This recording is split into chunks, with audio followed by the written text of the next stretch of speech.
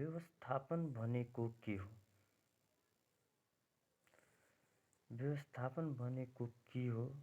बुझ बुझ्नुभन्दा पहिला हामीलाई बुझ्नुपर्छ कि व्यवस्थापन एक्ज्याक्टली के हो? व्यवस्थापनमा सङ्गठनमा एउटा गोल हुन्छ।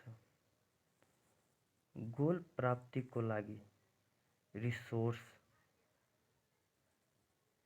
स्रोत साधन जस्तै भौतिक स्रोत, वित्तीय स्रोत, मानवीय स्रोत र सूचना स्रोत, यसको मोबिलाइजेसन हो, जसले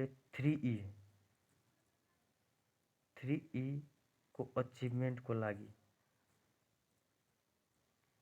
समक्ष कार्य गरिरहेका हुन्छ। यसको डेफिनेसन हेर्दाखेरि सङ्गठनात्मक लक्ष्य प्राप्तिका लागि उपलब्ध स्रोत र साधनलाई उच्च कार्यदक्षता, कार्य प्रभावकारिता र मितव्ययताको साथ परिचालन गर्ने समग्र प्रणालीलाई व्यवस्थापन भनिन्छ। स्रोत साधनको परिचालन गर्ने कार्यहरू पोस्ट कर्भ हो। व्यवस्थापनमा स्रोत र साधन कडा शक्ति हुन् भने व्यवस्थापक नरम शक्ति हुन्। व्यवस्थापनको प्रभावकारिताले सङ्गठनको सफलता निर्धारण गर्दछ। साधन स्रोतभन्दा व्यवस्थापन निर्णायक तत्त्व हो। यो चित्रमा हामी सजिलै बुझ्न सक्छौँ। जुन रिसोर्सको प्रयोग गरी सङ्गठनको लक्ष्य प्राप्तिको लागि उन्मुख हुन्छ, जहाँ 3E अचिभ गर्नको लागि 3E हो। व्यवस्थापनमा उपलब्ध साधन र स्रोतलाई लक्ष्य प्राप्तिमा लगाउँछ। व्यवस्थापन मानिसहरूद्वारा काम गराउँदछ। व्यवस्थापनले योजना गर्ने, सङ्गठित गर्ने, आदेश दिने, समन्वय गर्ने तथा नियन्त्रण गर्ने। व्यवस्थापन बदलिँदो वातावरणमा सञ्चालित हुन्छ। यो हाम्रो लोकसेवामा प्रायजसो सोधिरहेको क्वेसन, व्यवस्थापन भनेको के हो? यो ब्याङ्किङ क्षेत्रको तयारी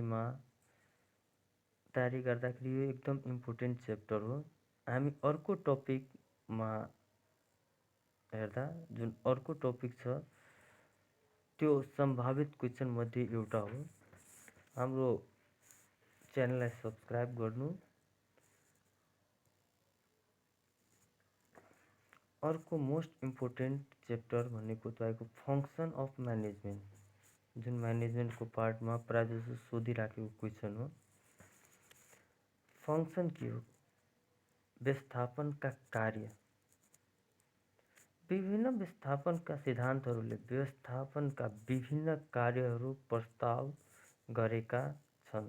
हेनरी फयलको POCCC planning, organising, commanding, controlling, coordinating and controlling हो।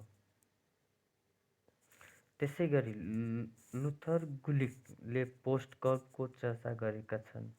विभिन्न विद्वानका मतको आधारमा व्यवस्थापनको कार्यहरू देखाइ चर्चा गरेको छ। प्लानिङ। प्लानिङ के हो? यसलाई हामी लेख्दाखेरि यसरी लेख्नुपर्छ। यस कार्य अन्तर्गत व्यवस्थापनले के गर्ने या नगर्ने निर्धारण गर्दछ। सोको लागि स्रोत साधनको खोजी गर्दछ, प्रक्रिया निर्धारण गर्दछ र योजना प्रभावकारिताको मूल्याङ्कन मापदण्ड तयार पार्छ। त्यस्तै अर्को अर्गनाइजिङ, सङ्गठन गर्ने।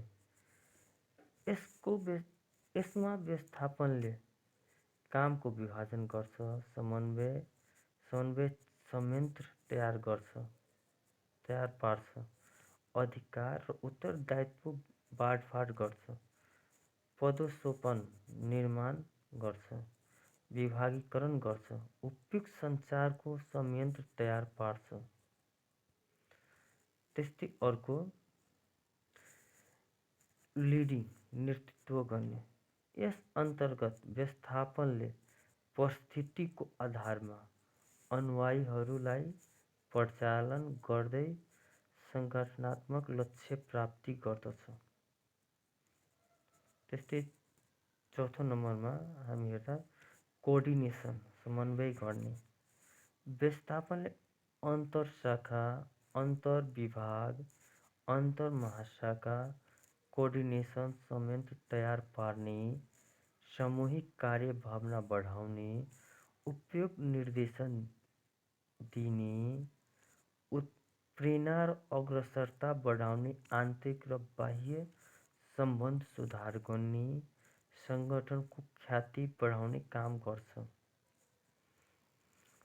र अर्को हामी हेर्दाखेरि स्टाफिङ कर्मचारी व्यवस्थापन गर्ने। सङ्गठनमा कर्मचारी प्राप्ति, विकास, सदुपयोग, सम्भारका काम गर्छ। यसले कर्मचारीको कार्यदक्षता, कार्य प्रभावकारिता र मित्रता प्रदान गर्दछ। आज हामी व्यवस्थापनको दुईटा टपिक चर्चा गरेका थिए। एउटा व्यवस्थापन भनेको के हो र व्यवस्थापनका कार्य। अब हाम्रो नेक्स्ट पार्टमा हामी तपाईँलाई व्यवस्थापनको सिद्धान्त र इमर्जिङ च्यालेन्जेसको बारेमा हामी कुरा गर्छौँ, जुन ब्याङ्किङ इक्जामको पर्सपेक्टिभले एकदम इम्पोर्टेन्ट टपिक हो। हाम्रो च्यानललाई सब्सक्राइब गर्नुहोस् र हाम्रो आगामी भिडियोहरू तपाईँको लागि छिटै नेक्स्ट डेमा अर्को भिडियो आउनेछ। आजको लागि शुभरात्रि। Best of lock.